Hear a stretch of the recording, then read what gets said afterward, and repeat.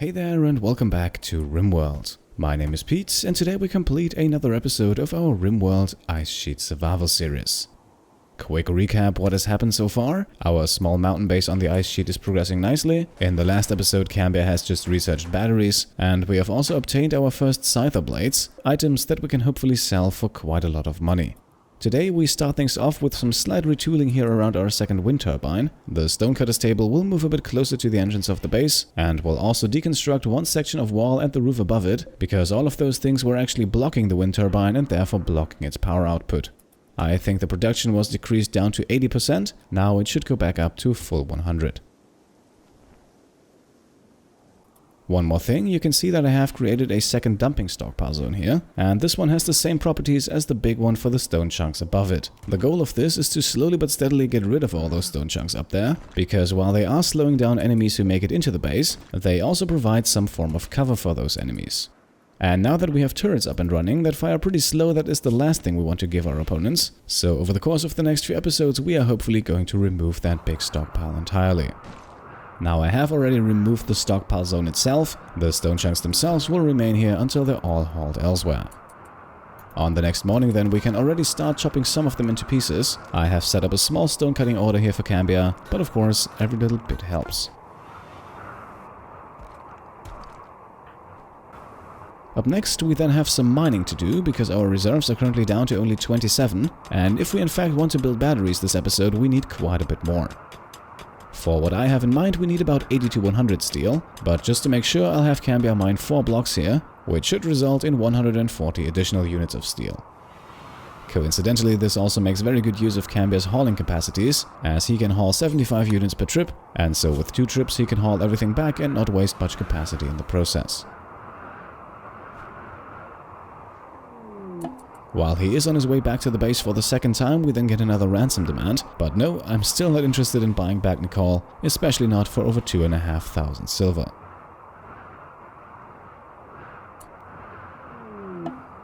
With Nicole not coming back anytime soon, Randy Random then decides to throw another colonist our way, this time in the form of a crash-landed survivor, but the skill set doesn't really convince me here, and also with her on the opposite end of the map and with outside temperatures of over minus 65 degrees, I have a feeling we wouldn't be able to save her from hypothermia even if we tried.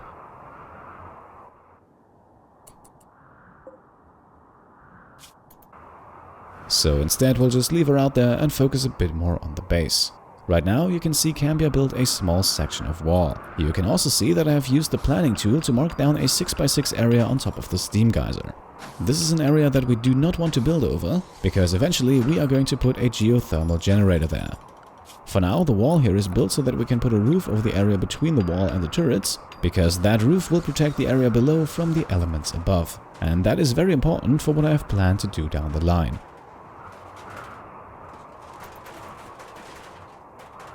For now, with the wall and the roof constructed, the first step is complete, and so Cambiar can now haul a freshly frozen corpse back to the base. On his way back then, a new challenger emerges. A local snow hare has gone manhunter, so as Cambiar returns to the base, we'll make sure to close the door behind him. We will leave the snow hare outside to either tire itself out, or if I feel like it, we can also use it to give Cambiar some shooting practice.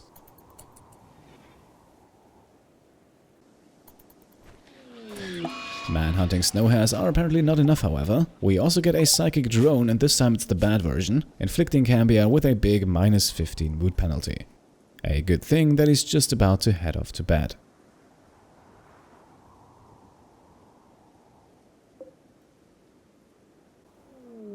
At night then, not even a day after the last one, another escape pod crashes down, and I have to admit the person inside here, Lockhart, looked a bit more interesting.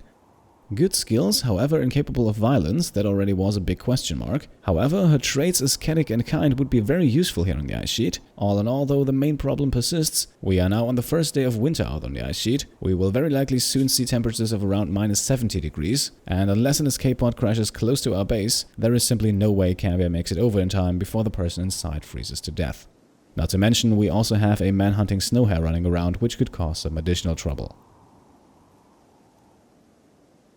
The very next morning though, I actually already decided to take care of that last problem. We are sending Cambiar out to kill the snow hare, which, considering our firepower, shouldn't take all that long.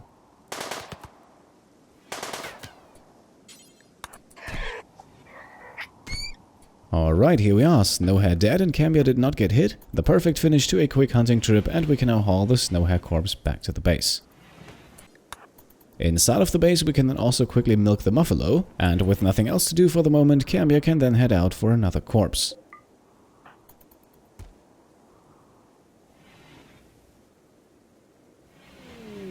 On his way over there, we are then being informed of cargo pods, and this drop right here an absolute sensation, 40 units of herbal medicine, and with no hesitation whatsoever we are going to prioritize those over the corpse. We could live with the loss of a bit of human meat, but we do not want to risk the loss of precious medicine.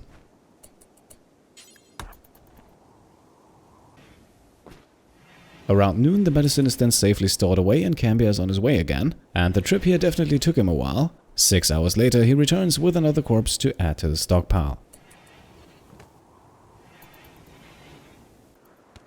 While he's playing Hoopstone, then the psychic drone comes to an end, but thanks to cannibalism, Cambiar's mood wasn't the problem even with the drone, so I have to admit I wasn't really paying much attention to that.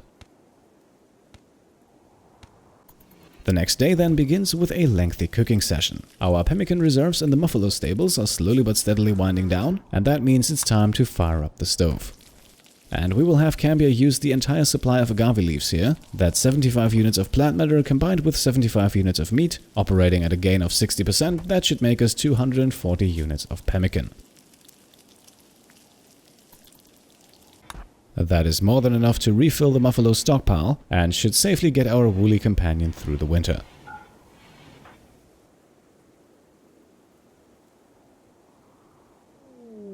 Another night passes by and another escape pod crashes down, and I admit Erica here once again piqued my interest. She has a fantastic skill set even though she is incapable of violence, but once again we currently have minus 70 degrees out on the ice sheet. Erica is wearing no form of clothing whatsoever, and I think no matter what we try to do here we would be too late. So let's forget about Erica for the moment, and instead we will once again improve the base. And this right here is going to be the premiere of batteries out on the ice sheet. Now, the construction project here consists of a battery with a switch both in the front and the back, and of course the necessary conduits to connect all that. Now, for the batteries and switches you will need 80 steel and 4 components in total, and there is a reason we're building things in this very specific way. With the switch between the battery and the power generators, we can disconnect the battery once it is fully charged. That way our generators will then feed all of their production into our main power grid, and also our other devices will not drain power from the battery. Because this battery is exclusively reserved for the turrets. With the switch at the other end of the battery, we can quickly turn the power supply for the turrets on and off, which means we no longer have to switch the turrets on and off all individually. So in the future, flicking the turrets on and off will be one simple flick instead of 3 separate ones. And just seconds after we have improved our turret's power supply, we might actually need those, because a raiding party of 3 Scythers is about to attack the base. It wasn't too long ago that we had 2 of them for the first time. Now 3 show up on our doorstep, and that means our turrets are likely to get some action.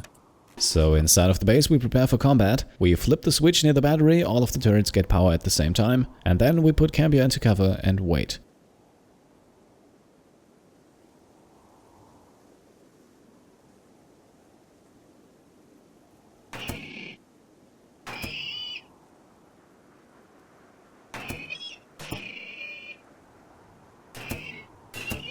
Alright, would you look at that. All 3 Scythers are down, none of them made it into our base, and the best thing, 2 of them are downed but not dead, meaning we can once again remove both of their Scyther blades. So I have queued up the necessary operations on both Scythers, and thank you guys by the way for mentioning that those operations can in fact fail. It seems like I needed to be reminded of that, and I will now make sure to always queue up the same operation multiple times, and only when both Scyther blades are successfully removed will I add the shutdown operation. Now Cambiar sadly didn't quite finish all of the operations in one go, so here we can see him on the next morning continuing where he left off. As far as I know, the Scythers can be left outside if they're down but not dead. They will not get back up and suddenly attack, and as long as the Scyther blades are actually attached to their bodies they also do not deteriorate, so you are free to take your time with the operations. Just as Cambiar is relaxing for a moment, we then have another escape pod crashing down. I believe this is the 4th one this episode, and yeah, I'm once again not overly impressed. No passions here for any stats apart from shooting, and chemical interest is also a very risky trait to have, and if you add the cold into the equation, this once again makes it an easy decision to leave the colonist out here. Cambiar meanwhile has finished the operations, cleaned up the corpses and rearmed the deadfall traps, and so it is now once again time to milk the Muffalo.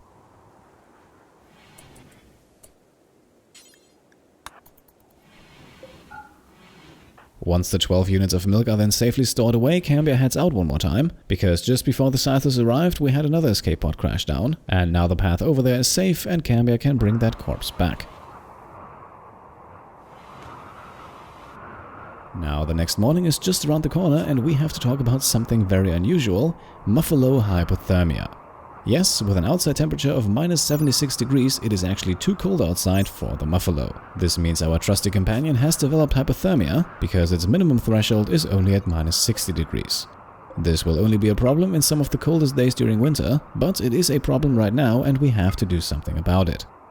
We cannot equip the Muffalo with any type of clothing to protect it, the only thing we can influence is its surrounding temperature. And for that we are going to repurpose the stables and our corpse storage room. Simply put, we will switch the rooms, the corpses will go into the room that is currently the stables, and the Muffalo will move into the smaller room that is currently housing the corpses. The reason why I'm moving around is the close proximity of the corpse room to our power supplies, which allows us to install the spare heater we still have lying around without much trouble. To save power, we will now set that heater to as low as possible without risking hypothermia. I think minus 55 degrees will do just fine. Should temperatures then start to rise in early spring, we will turn the heater back off. For now though, we can already see its effect, the Muffalo's hypothermia is already going down. In the evening then, Cambiar can go after another corpse, this time after the one that crashed just on the day before.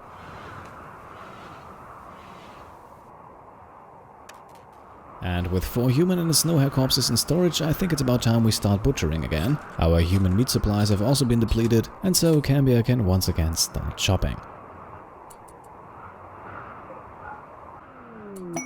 And today the Rimworld seems to be busy with cargo and escape pod drops, as it seems like we have another crash on the ice sheet. This time 58 units of insect jelly have dropped. Now, insect jelly is, as the name suggests, produced by insects, the same ones by the way that could be big trouble if we get an infestation. And it might sound a bit strange, but insect jelly is actually a very well-liked type of food in the game. Its rich flavor makes it easy to eat raw, but of course it can also be used in cooking. It can be eaten by both humans and animals, and on top of that, if it is well protected, it never rots. In conclusion, there is no way we're leaving this out here. Instead, we'll send Cambiar out immediately for a quick hauling trip.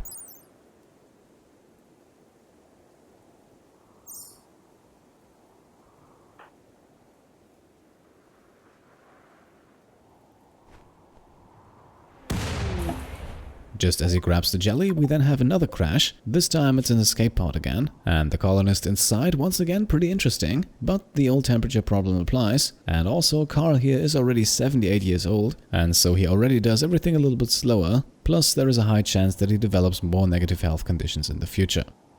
That is a risk we're not going to take, and since Cambiar is already in the middle of butchering anyway, Carl here will very likely find himself on the chopping block in a few hours.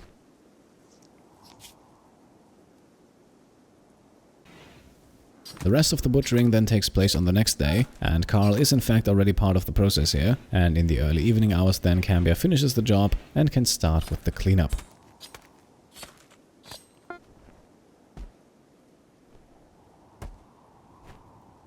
At this point the Muffalo is also once again ready to be milked, and we can also see here that the pemmican reserves are once again very quickly decreasing. So in a few days we will very likely have to find another option to feed the Muffalo. For now though, we don't have to worry about that just yet. On the next morning then, the mountain base is cleaned up again, and that means Cambiar has time for new projects. And for the next one he will actually use the tailoring bench to make himself a bowler hat. And of course this is not going to be just any type of bowler hat. Just like most of Cambiar's clothing, this one will be made from human leather. Now, yes, I know we already have the advanced helmet for Cambiar, and he will also continue to wear that for the foreseeable future. The bowler hat here will only be used in those situations where we want to trade something. The bowler hat, just like the cowboy hat by the way, provides a social impact bonus, which directly affects the prices we get both for selling and buying.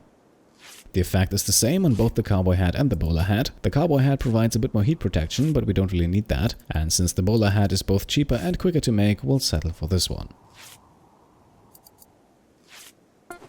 And here we are. Bowler had finished, Cambiar can haul it to the stockpile. Now we just have to keep in mind to use it when the next trader passes by. So, once again, on to new projects. Now, throughout this episode in particular, we had quite a few crashed colonists that would have been good additions to the colony. They might not have been ideal and the weather was also a big factor, but apart from that, our mountain base is also still lacking room for them. I don't think there is much point to rescuing a potential colonist if that person has to sleep outside on the ground in the cold, so we are currently watching Cambiar dig out a small 3x3 room underneath the mountain.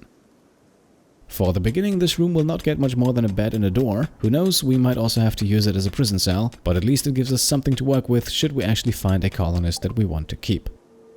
Speaking of which, a potential addition just contacted us, but I fear that the raid following this person will be quite big, and I don't want to put Cambiar into unnecessary danger. So we'll sadly have to decline our help, and instead we continue work around the base.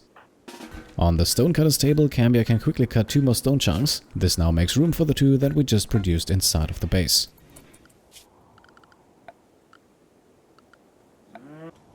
On the next morning, we can also start smoothing the floor. This always takes a while, but it's a nice way to increase the room's beauty stat. Now granted, the room is very small and will likely never be overly impressive, but we can at least try. Once the room is cleaned out, we can then start constructing a bed. And this bed will be made from plasteel and eventually switch places with Cambiar's old one. The advantages of a plasteel bed are very simple. It has more hit points and higher market value than a steel bed, and it is also slightly harder to set on fire.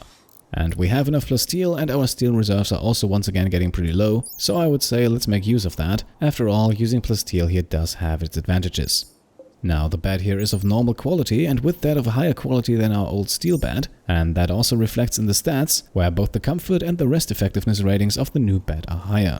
So we'll quickly switch out the old for the new. The old steel bed is still good enough for prisoners or rescued colonists, while the plasteel version will be used by Cambiar.